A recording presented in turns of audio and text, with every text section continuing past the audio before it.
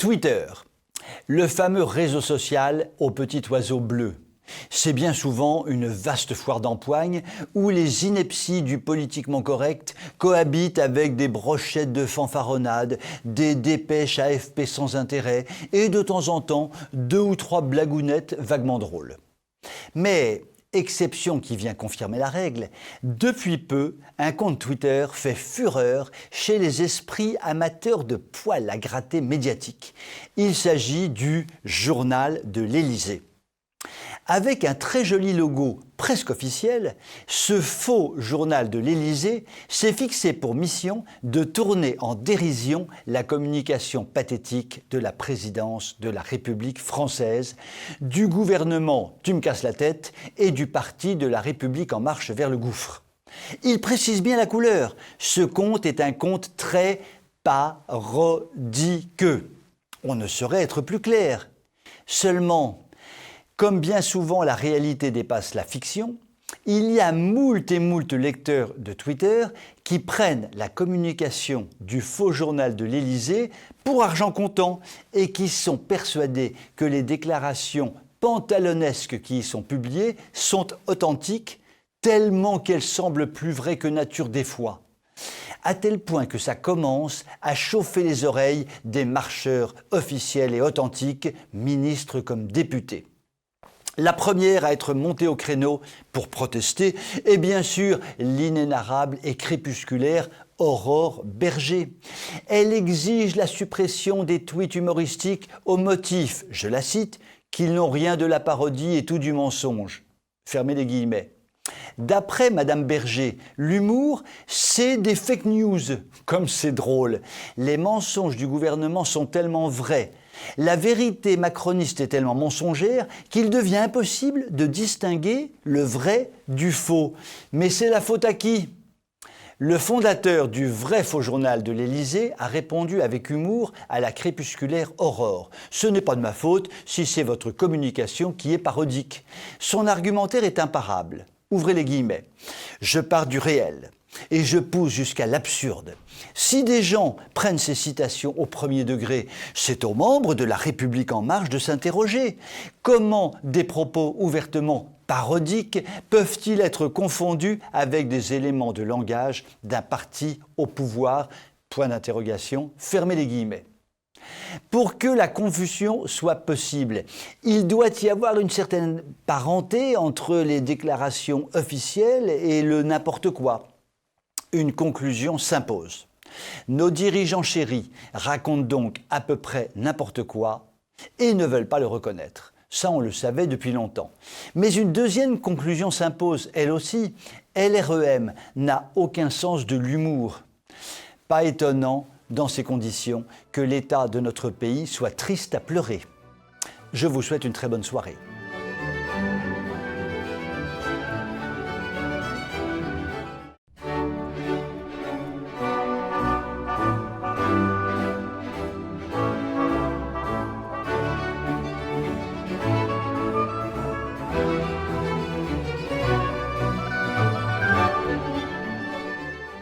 Nous le savons, oui, nous l'avons compris.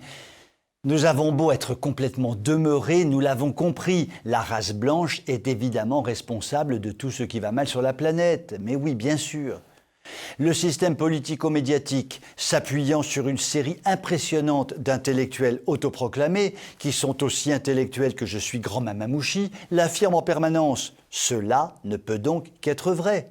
D'ailleurs, la famille Traoré le confirme, cela est donc obligatoirement vrai. Il est donc normal, juste, éducatif que tous les relais possibles et imaginables de la société relaient en permanence ce point fondamental que la race blanche est évidemment responsable de tout ce qui va mal sur la planète. Et Dieu merci, la SNCF n'est pas en reste. Cette auguste société, largement soutenue par le budget de l'État et donc par nos impôts, a apposé dans un nombre important de gares un très grand panneau pour nous donner des conseils essentiels de sécurité. SNCF, gendarmerie, même combat. Sous forme de bande dessinée, nous voyons de dos un méchant cambrioleur en train de pénétrer dans une maison, puis cambrioler cette maison, puis menacer des passants dans la rue. Ce vilain garnement n'est visible que de dos. Heureusement, un homme bien sympathique bloque l'accès à cette rue devenue dangereuse et indique aux passants qu'il faut éviter de passer par là. Tout cela est magnifique, social, éducatif. À la fin de ce charmant reportage, le vilain méchant cambrioleur apparaît de face et bien évidemment son visage est blanc comme neige. Et l'homme bien sympathique et si charitable qui protège son prochain se retourne et il affiche un visage bien évidemment sombre comme l'ébène. Ainsi donc, la très soumise SNCF se soumet avec allégresse à la théorie mondialement martelée que les Blancs sont le danger mondial absolu, heureusement combattu par des non-blancs héroïques. Dans le même genre de soumission, la société L'Oréal n'hésite pas à afficher une jeune femme harcelée par un jeune blanc, en indiquant que plus de 80% des femmes sont harcelées par des blancs naturellement. Oui, c'est désormais scientifiquement prouvé. La race blanche est une catastrophe pour l'humanité. D'ailleurs, une analyse scientifique de la population carcérale en France montre que cette théorie est parfaitement justifiée, puisque plus des 3/4 des prisonniers sont issus de l'immigration, qui, comme chacun sait, ne correspond pas précisément à la population blanche. Ainsi, les vilains méchants blancs en rajoutent une couche dans l'horreur, en emprisonnant les gentils non-blancs, à qui mieux mieux. Ce qui montre une fois de plus, si cela était nécessaire, la nocivité évidente de la race blanche. Heureusement, les multiculturalistes mondialistes ont trouvé la solution.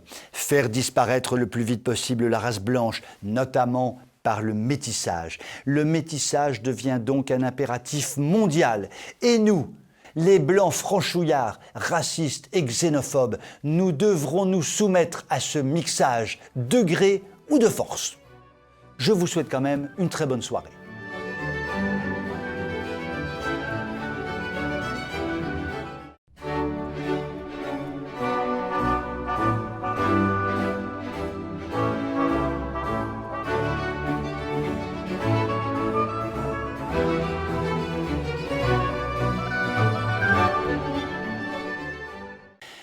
Aujourd'hui, je me suis dit que j'allais essayer de ne pas parler du Covid. C'est vrai quoi, on a marre à la fin. Covid le matin, Covid à midi, Covid le soir, on dirait l'ordonnance de mon médecin généraliste. Alors, j'ai décidé de prendre un peu d'avance et de parler cadeau de Noël. Bon, c'est un peu tôt, me direz-vous, mais je suis un homme prévoyant par nature, et puis après tout, c'est la rentrée et les fournitures scolaires ne vont pas tarder à disparaître des rayons de supermarché pour être remplacées par les guirlandes clignotantes et les sapins en plastique. Et alors là, scoop du scoop, en fouinant un peu sur la toile, j'ai trouvé le cadeau qui va faire palpiter le cœur de nos charmantes têtes blondes. Une poupée Barbie à l'effigie de la créatrice du vaccin AstraZeneca contre le Covid. Et flûte, moi qui avais dit que je ne parlerais plus de ce maudit virus, me voilà à nouveau tombé dans le panneau. Mais c'est pour la bonne cause, reconnaissons-le. Sarah Gilbert, professeure de vaccinologie à l'université d'Oxford et inventatrice, je crois que c'est comme ça qu'on dit, à moins que ce ne soit inventeuse, du vaccin AstraZeneca, a commencé par être anobli pour sa découverte par la reine Elisabeth II. Mais bon, l'anoblissement, ça fait un peu old fashion, quoi. Ça fait ancien régime en diable. Et puis, ça peut bientôt vous faire couper la tête, des fois que la révolution de 1789 reprendrait des forces et remettrait l'échafaud en service. Donc, il fallait trouver un truc plus dans le vent, quoi, pour honorer la dame. Et c'est là que la célèbre marque Mattel a eu l'idée de génie de dédier l'une de ses célèbres poupées à la chercheuse britannique. Mattel est toujours à la pointe de l'actualité. Il n'y a pas si longtemps, cette société avait imaginé une ravissante poupée mannequin enturbanée avec un hijab. Et c'est ce qui s'appelle aller dans le sens de l'histoire. Il faut comprendre la démarche de la marque. Ne plus se contenter de faire rêver les petites filles avec des poupées qui se contentent d'être belles, mais mettre à l'honneur la diversité, l'inclusion et les personnalités féminines qui font bouger les choses, n'est-ce pas ? Après Sarah Gilbert, j'attends avec impatience la Barbie afghane et sa burqa bleue, grillage assorti. Alors, qui c'est qu'on remercie pour ces idées lumineuses de shopping de Noël? Je vous souhaite une très bonne soirée.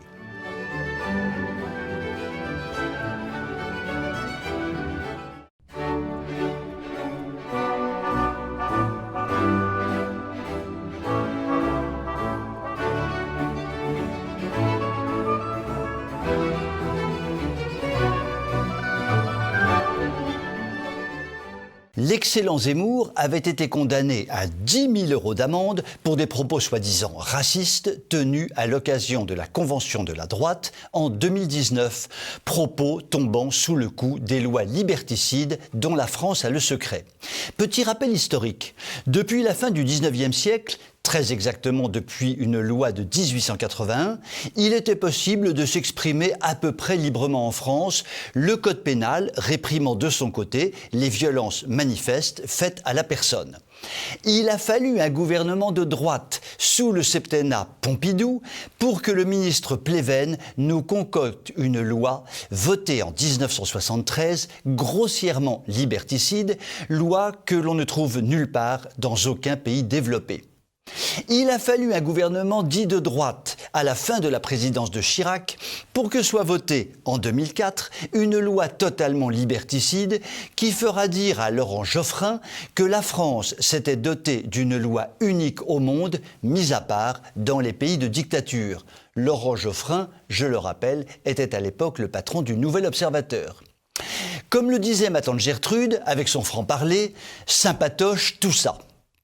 Aux observateurs avertis, dont TV Liberté a la prétention méritée de faire partie, il n'avait pas échappé que cette fameuse convention de 2019 avait peut-être été le premier jalon du chemin qui finirait par mener le célèbre polémiste à la candidature pour la magistrature suprême. À cette occasion, il avait pu tester sa capacité à susciter l'enthousiasme, à regarder au loin et vers le haut. Il fallait donc que passe la justice liberticide et Zemmour avait donc été condamné. Mais notre bonhomme avait fait appel. L'affaire vient d'être jugée, chacun retenait son souffle. La horde des 36 associations antiracistes qui s'étaient constituées pour mordre jusqu'au sang les mollets racistes de Zemmour, en se constituant partie civile, voulait envoyer le signal à toute la terre entière qu'il fallait le faire taire, ce sale bonhomme. Eh bien, c'est loupé, les antiracistes. Les juges ont été raisonnables et ont choisi de relaxer Éric. L'Élysée a dû faire une crise de nerfs et l'on raconte que Tante Bricheton a dû enfermer Macronor Terminator Covidor Vaccinator dans la cave de l'Élysée jusqu'à ce qu'il se calme. Victoire par chaos pour Éric. Oui, mais une victoire éphémère. À 16h, il était blanchi, mais à 19h le même jour, tombait le couperet du Centre supérieur de l'audiovisuel, qui est à la libre expression ce que Staline fut à la douceur de vivre. Le vainqueur du procès ne doit pas s'imaginer qu'il peut dorénavant batifoler dans le paysage médiatique impunément. Son comportement, apprend-on de la part de l'organisme soi-disant indépendant, l'assimile à une personnalité politique et comme tel, son temps de parole doit être comptabilisé. Et là, en entendant une telle stupidité, j'avoue m'être arraché de fureur méthodiquement tous mes poils de jambes et je peux vous dire qu'il y en avait. Car si l'on se prend à ce petit jeu-là, quid du temps de parole de la gauche exprimé par la voix des éditorialistes et journaleux de BFM, France Inter, France Info, RTL, France 2, France 3, Le Monde, Libé, l'Obs, Les Échos, Challenge, j'en passe et j'en trépasse sanitaire. Vu le monopole dont ils jouissent, si l'on veut rétablir l'équilibre, mis à mal depuis un demi-siècle, Zemmour pourrait parler nuit et jour sur toutes les chaînes et toutes les radios réunies que ça ne suffirait pas à inverser la vapeur. Résultat, CNews a dû se séparer de son chroniqueur vedette, hélas, 1000 fois hélas. Mais Zemmour a dit « Si je suis élu, je réviserai les lois liberticides. » Alors je te le dis, Éric, comme tu seras le seul à le faire, rien que pour ça, je t'en prie, sois élu. Je vous souhaite une très bonne soirée.